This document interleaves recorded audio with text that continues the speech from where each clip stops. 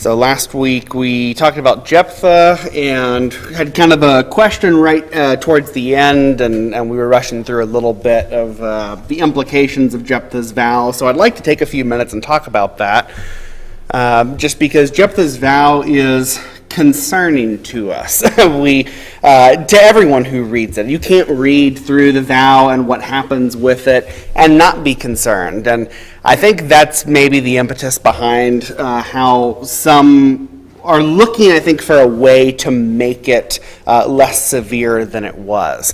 I know there are some interpretations that go around that the sacrifice was not in putting his daughter to death, but in like some kind of perpetual virginity, something like that. There's not a whole lot of reason to think that that's what it was so used to with idolatry would have been an actual sacrifice.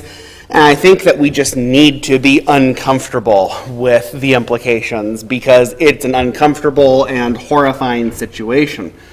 That being said, we've got a good question about why did God allow Jephthah's vow to take place, and why didn't he stop him from doing what he did?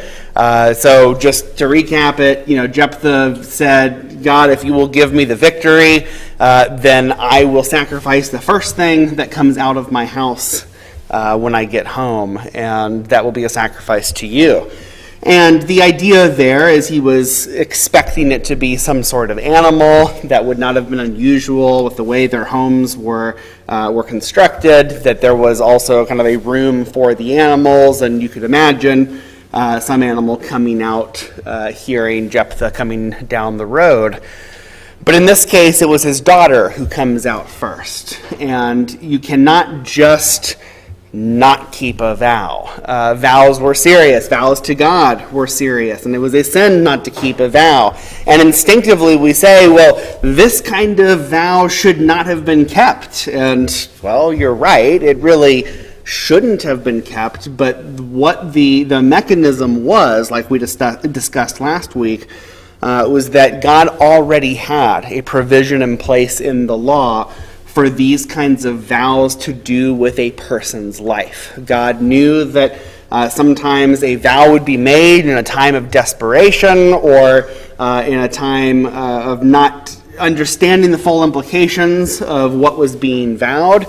And rather than God just saying, well, don't worry about your vows, it doesn't matter to me whether you keep them or not, that's not indicative of God's character at all.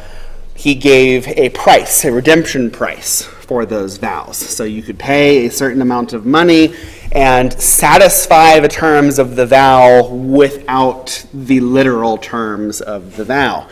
And so we saw that in Leviticus 27 in particular. So we know that Jephthah had a way to keep his vow without actually sacrificing his daughter, and that's what he should have done. So the question then becomes, why didn't God tell Jephthah that? Why didn't God stop Jephthah from killing his daughter and say, hey, do this instead? I'll open that up to you.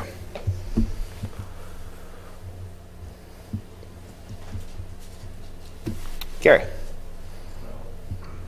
Not that I have a definitive answer, but God never stops people or forces people not to sin.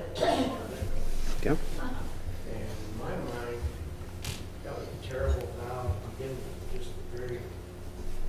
It was just a terrible vow. And also, in my mind, it seems that he was presuming something. And that word presumption, again, with God, is a sin. Right. Yeah, yes, sir. The difference between Abraham and Jephthah is God told Abraham to offer the sacrifice. Right. And God did not tell Jephthah to offer the sacrifice. Jephthah offered that, or made that statement, that he would offer stuff. So God had to stop Abraham because he told him to offer Isaac. Yes. He didn't have to stop Right. Yeah. With Abraham, God was in control of that situation. God is the one who commanded that, and Abraham inferred that God was going to raise his son from the dead, but of course it turned out that God stopped him and said, don't actually do this. This essentially was a test of faith for Abraham. With Jephthah, God had not commanded that. So on the surface there are some similarities, but underneath it falls apart pretty quickly, because this was Jephthah's attempt not to obey God, but to manipulate God. And we talked last week about how this was common in pagan worship to think that you could manipulate the gods. You had to do these big, showy, flashy things that would get the god to pay attention to you and to do what you wanted. So you can remember the prophets of Baal who were cutting themselves, hurting themselves to try to get Baal's attention. They would have these human sacrifices. That's not the way that Yahweh works. God does not need us to do extreme things to get his attention. We don't manipulate God that way. Instead, he is a God who is always watching and is always paying attention, and he just wants us to obey him and to honor him. So Jephthah's treating God like one of the pagan gods, and that doesn't go well for him. Yet he does get the victory. It's clear that God is working through Jephthah, even as imperfect as he is, as flawed as he is. But Jephthah does not have a very solid understanding of who God really is and what he really wants. I think what we need to understand about this is that when we have a poor understanding of God's law and a poor understanding of who God is, inevitably we are going to distort what he really wants for us to do. And when we distort that, we get all sorts of problems and abuses and even terrible things that happen in the name of God. And God does not always put a stop to those things. Think of how many people are doing terrible things in the name of God today. They have some sort of belief in God. They have some level of knowledge of what the Bible says, but it's not a complete knowledge, and they're bringing God down to their level, and so they're committing all sorts of atrocities in his name. God is not pleased with that, but he doesn't necessarily put a stop to it immediately. Like any other sin, some of those things run their course and God will judge it in due time. So with Jephthah here, we don't need to look at his vow and say, God approved of this because he didn't stop it. Instead, we need to look at it as a failure of Jephthah and how that reflects on Israel as a whole, and see that even the judge that's supposed to be delivering Israel, he is very imperfect. He does not understand God well, and we've fallen a long way from the beginning of this book and from judges like Othniel and Ehud. What else about Jephthah's vow? Anything else you wanted to talk about with that?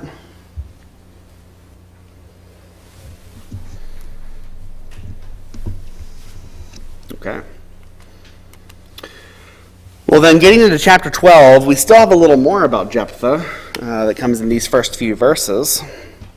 So question number 1, what is Ephraim's complaint?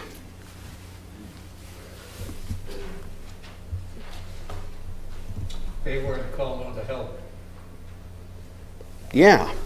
They're saying, you went to fight the Ammonites, and you had this glory of victory, and you didn't call on us to help. We didn't get to be a part of this. Is anybody getting some deja vu right now? Like, we've seen this before. This happened with Gideon as well, where Ephraim said, why didn't you call us to battle? Why didn't you have us be involved? Ephraim, we're seeing more and more trouble come out of Ephraim, and that is prophetic of what is going to happen later on with the north-south split, and Ephraim kind of representing that northern kingdom. But what is Jephthah's response this time? Because you'll remember that Gideon, when this happened, Gideon was quite diplomatic with them. And Jephthah works a little bit differently. What does he say?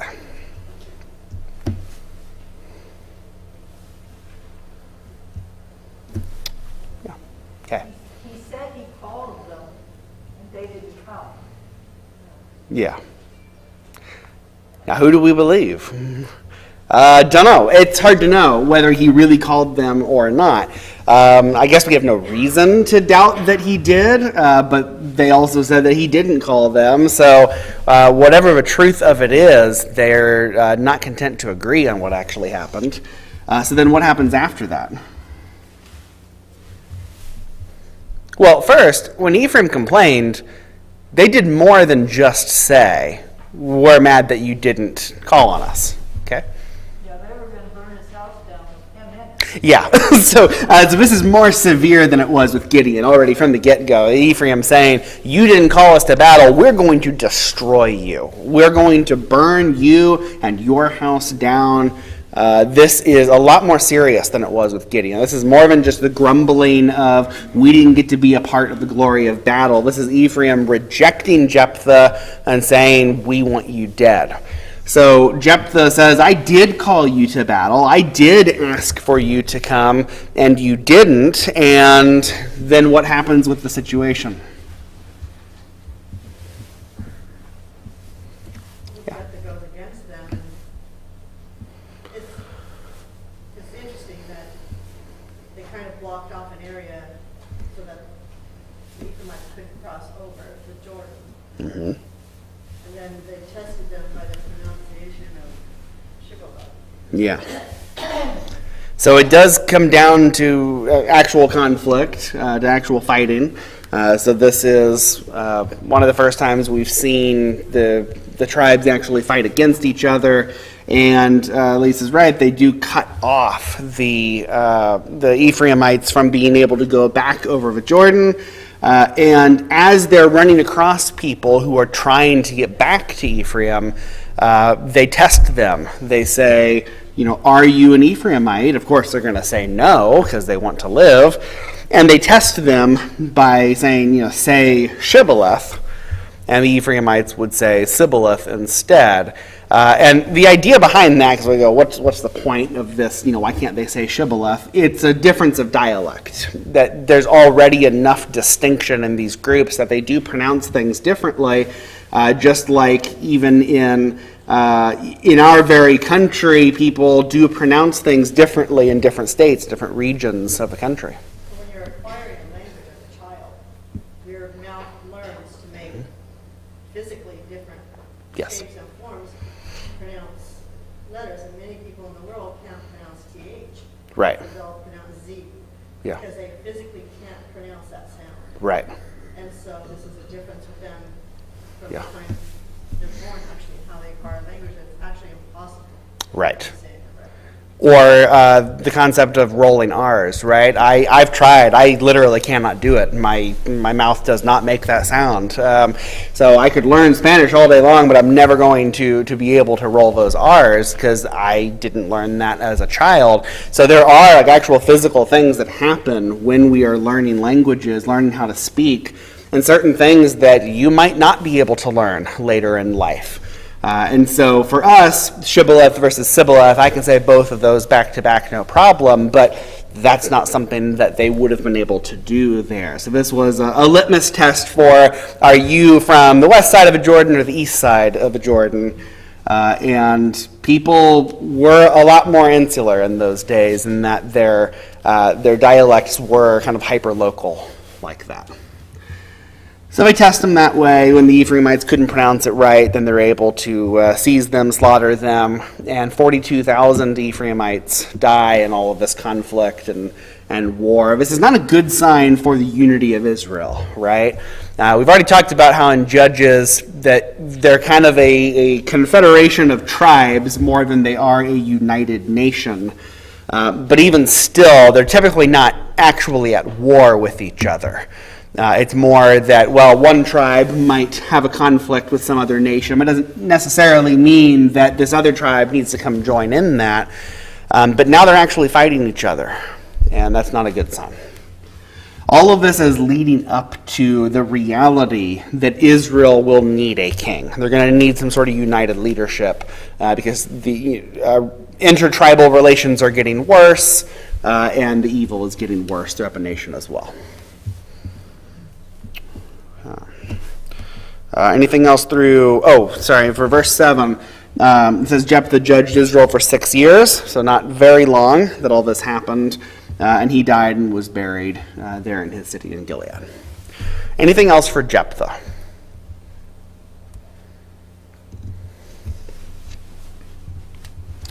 All right, we got some minor judges to look at.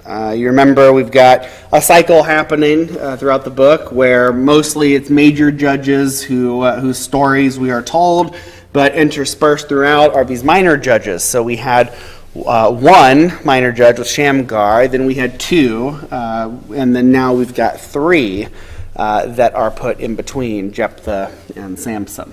So question number 2, who are the next 3 judges of Israel?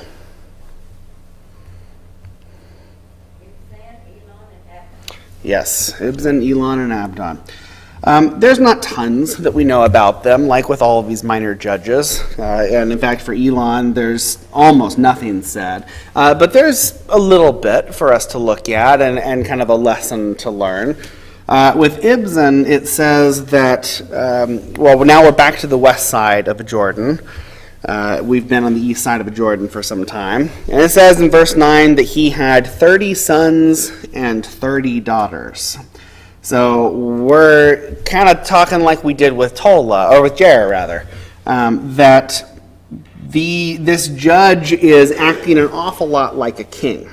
I think we get the impression that after Gideon, as we're in Abimelech and moving forward, that the line between judge and king was very blurry. That these judges were asserting themselves in new ways that we didn't see prior to Gideon. Maybe not all of them, and maybe not all to the same degree, but Jair was like that, in that he had this harem, he had his 30 sons who rode on 30 donkeys and controlled 30 cities. We see a bit of an attempt at a dynasty there, that Jair is able to pass this power down to another generation. Well, Ibzan is doing this same kind of thing. He's got 30 sons and 30 daughters. That's not going to happen with one wife, so he has a harem of wives as well, acting like a king would.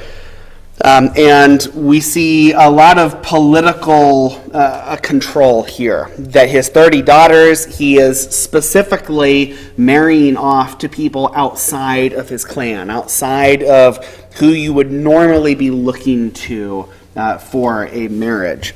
He's trying to get marriage connections and political control with as many different people as possible. That's an age-old tactic that has been used to consolidate power. It's let's get our families to intermarry. Now we are linked. Now we both want the success of both families because, well, there's marriage that joins us together. With 30 daughters, he can marry these daughters off to a lot of different people and have a lot of different power. And he brought in 30 daughters from outside for his sons. So same strategy with his sons. That he's getting daughters from as many places as possible, wives from as many places as possible for them.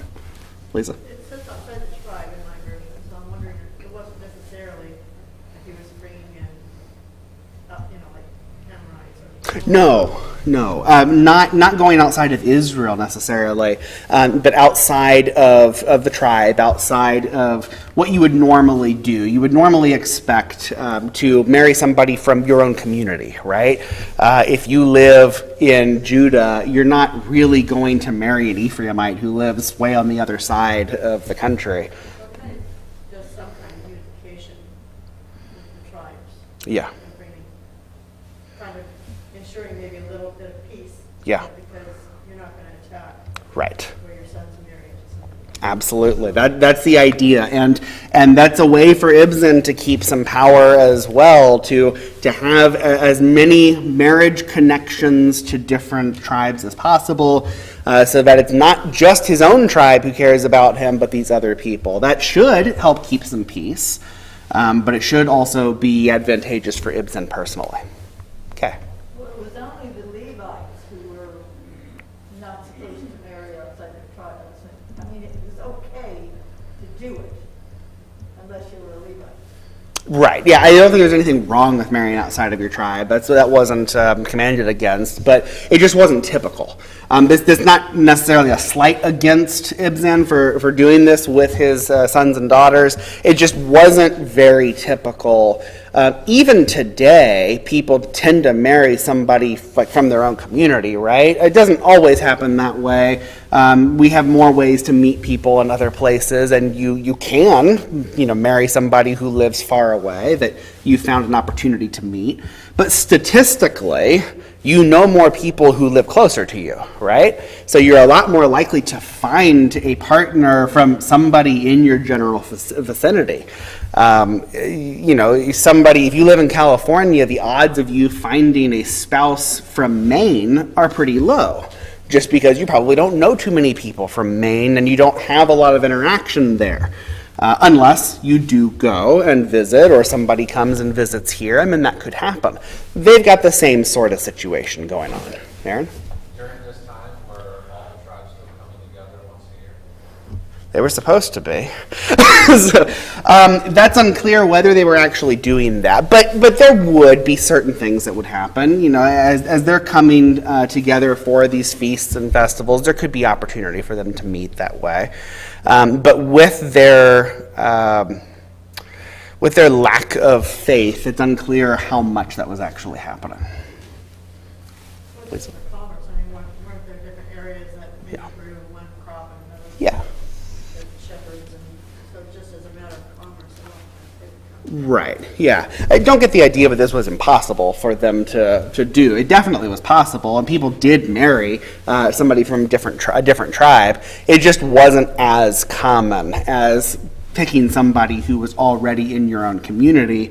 And Ibzan making this very deliberate strategy that I'm going to find wives and husbands for my sons and daughters who are all from other places is a little unusual. That's more of the strategy of somebody looking for the most political gain, not I just want to find good spouses for my kids, right? Again, not necessarily wrong, just a strategy that he had here. But interestingly, with Ibzan, we don't see him save Israel from anyone. This is another example where there's not any kind of oppression that's talked about. There's not any crisis for them to overcome. We just have a judge who is ruling and leading, and out of the little that's said about him, there's more about how he's trying to secure his own power than there is him actually saving Israel from anything. And I think that is significant with the context we have around what has happened with Gideon and Abimelech and Jair in particular.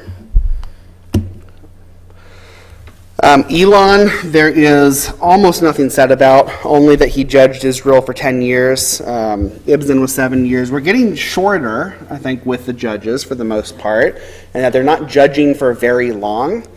Maybe indicative of some kind of instability, although Ibzan was able to get this passed on to one more generation, it seems. But Elon judged for 10 years. Again, no indication that he saved Israel from anyone, but not much indication of much of anything else either. 10 years, and then he died and was buried in the land of Zebulun. Hard to extrapolate too much more from there. Abdon is more interesting in that he, the son of Hillel, who judged Israel, he had 40 sons, and now for the first time we hear about his grandsons. 40 sons and 30 grandsons who rode on 70 donkeys, and he judged Israel 8 years.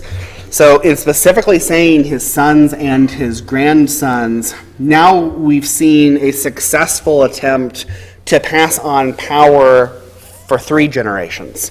Abdon being the first, then to his sons, and then to his grandsons. We've got a little 3-generation dynasty happening here. And so we've got all these like pseudo-kings that are coming out of Israel before there are really any kings, and they're not totally a united nation just yet. But at the same time, we keep seeing people make efforts to get in power. And all that started with Gideon. Well, it's interesting that they bring up that they rode on 70 donkeys. Yeah. So is that kind of an Yes, so riding on a donkey was kind of a shorthand way of saying that they had wealth and power. It was a status symbol. And for each son and for each grandson to have a donkey to ride on, again, it sounds kind of humorous to us. To me, that sounds a little bit like the start of some like children's book or something, 40 sons and 30 grandsons riding on 70 donkeys. But that was a pretty serious thing for them, that you had enough wealth and power in your family to have everybody have this status symbol, and it was a shorthand way of saying that the power was kept in those generations. Well, these weren't necessarily appointed by God, were they? It doesn't say anything about being. No, not necessarily. And we've got a distinct lack of the God raised up wording that we had earlier on. And in particular, maybe God raised up Abdon, but this idea of creating dynasties is very human-led, very man-led at this point. God has not condoned any of that from any of these people. And it seems to be more of a sign of people trying to secure power for themselves and their families than anything that God is doing. They weren't necessarily warriors either, were they? It doesn't say. Probably they had to have some military prowess. It was hard to keep power in those days without some actual military strength behind that. But if they had enough wealth, you'd probably hire enough people, enough mercenaries. Anyone notice anything else weird about Abdon in this short summary of him? So he was buried in the hill country with Amalekites, Yeah, with their enemy. right. That's unusual, to say the least. Buried in the hill country of the Amalekites. No indication as to why that happened. So don't know if he was captured, don't know if they were losing land to the Amalekites or that they were not even considering that Israelite land anymore. We're not really sure what happened with Abdon. I get the feeling there's a fascinating story behind it that we are just not given. At the same time, he was able to pass on power to sons and grandsons, so whatever happened couldn't have been too destructive to his family's power, but we are certainly seeing some odd things happening, at the very least. Okay. Anything else about these minor prophets? Minor judges, whatever we're talking about. All right. Chapter 13, the birth of Samson. Samson, there's quite a bit about him, and this chapter only talks about his birth. So we won't really be looking at Samson himself very much yet, but more of just all the events leading up to him being born.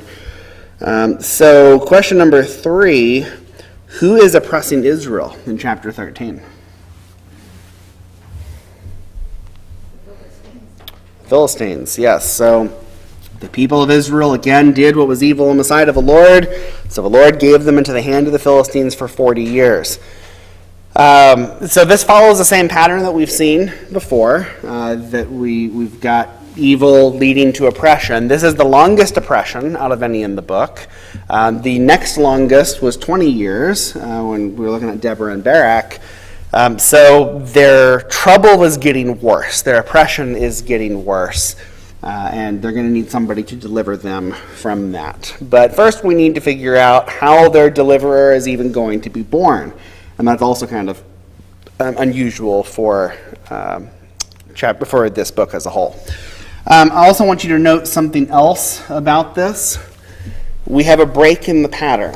Does anybody know what is missing from this version of the cycle? We've got that Israel sinned and that they did evil in the sight of the Lord. We have the oppressor being raised up, and then we're going to have a deliverer raised up. What piece is missing?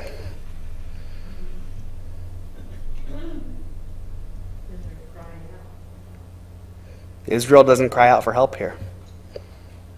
This is the first time we've seen that. Now, you'll remember that the last two times when Israel cried out for help, that there was some reluctance from God, that he didn't immediately help them.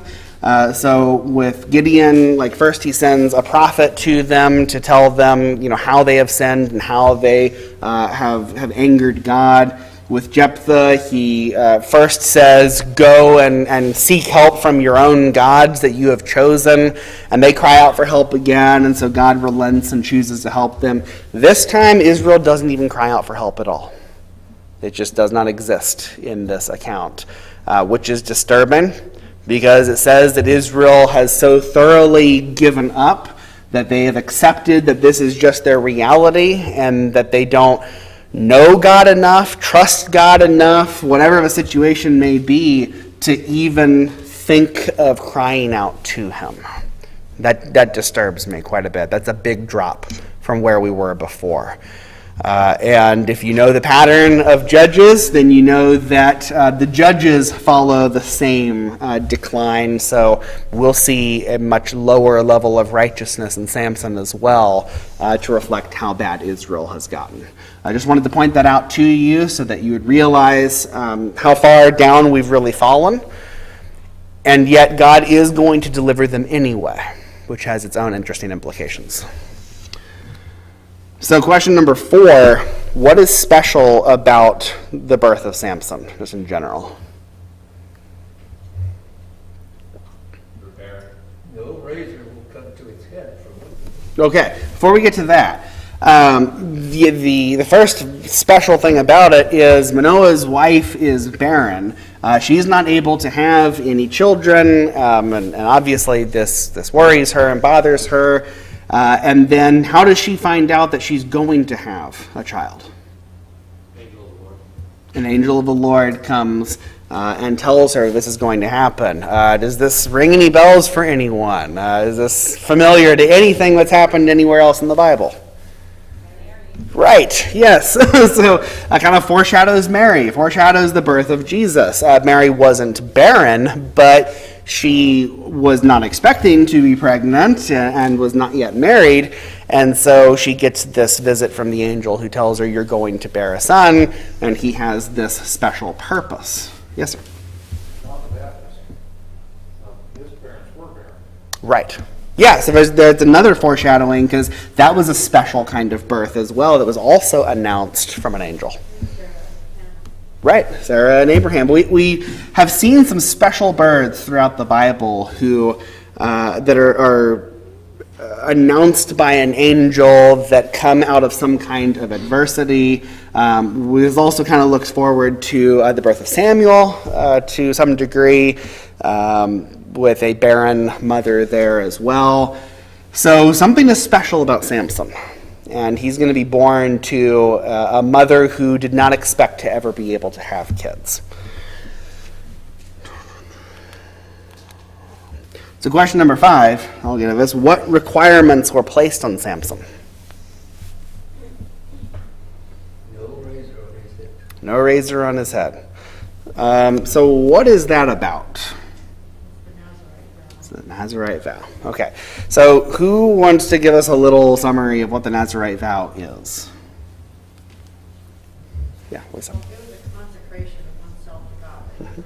Your life was meant to basically be in service to God. Yeah. You couldn't drink wine, couldn't cut your hair, anything unclean, dead body. So they were kind of set apart.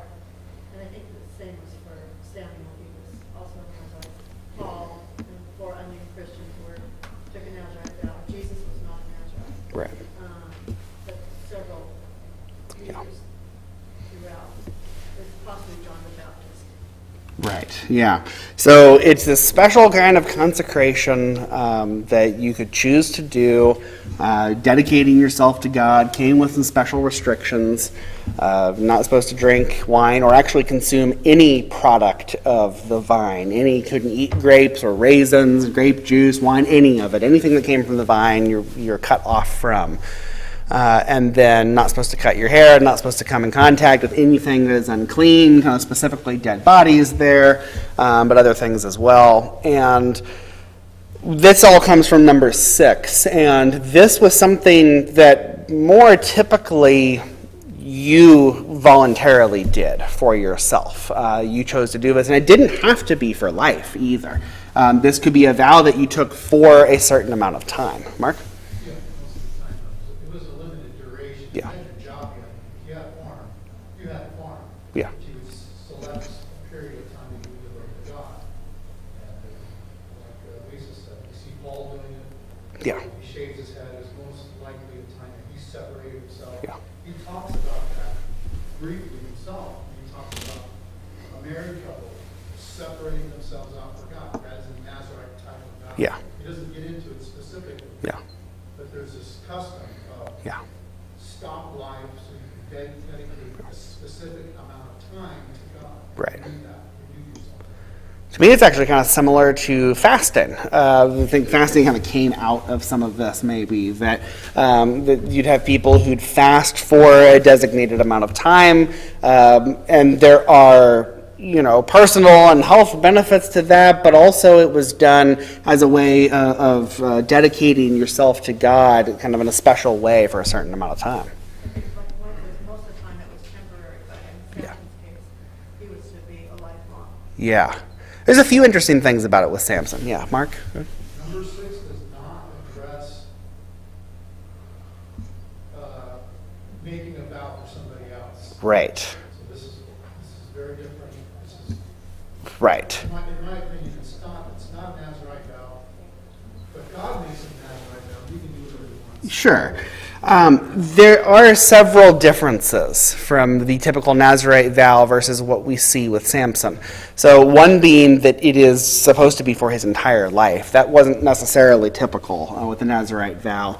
Secondly, that Samson was not voluntarily doing this. He was kind of given that responsibility before he was even born, so that was imposed upon him. And then thirdly, the components of a Nazarite vow were not only just for Samson, it was kind of split up between him and his mother, which is very unusual. So the part about not cutting his hair was kind of imposed on him, but then the other parts of it were given to her, which is unusual to me. Verse 4, speaking to the woman, therefore be careful and drink no wine or strong drink and eat nothing unclean. For behold, you shall conceive and bear a son. No razor shall come upon his head. For the child shall be a Nazarite to God from the womb. So I guess if it's specifically saying that it's a Nazarite vow, those things would probably apply to Samson too, just by implication. But at least part of it applied to her as well, at least during the time that she was pregnant and maybe longer. So that's unusual and not what you would normally see in the Nazarite vow. But as Mark said, God can do what he wants. So that is by virtue of being God.